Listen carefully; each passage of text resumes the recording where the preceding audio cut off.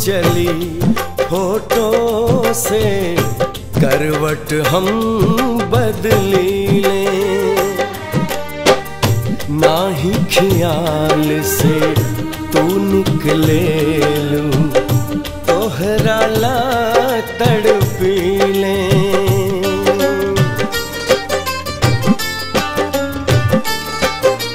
हो ना ही काम चली होठों से करवट हम बदली लें, ना ही ख्याल से तू निकले लूं तोहरा ला तड़पी लें।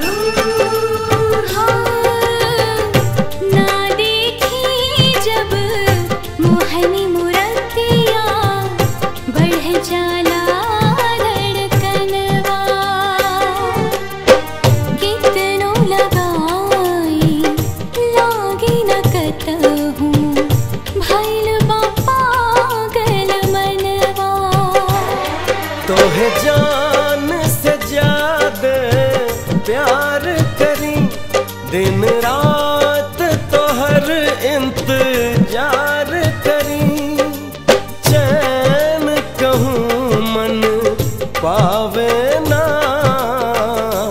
दिल दीवाना,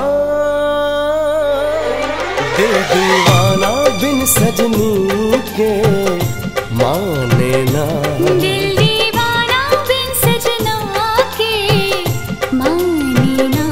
दिल दीवाना बिन सजनी के माने ना।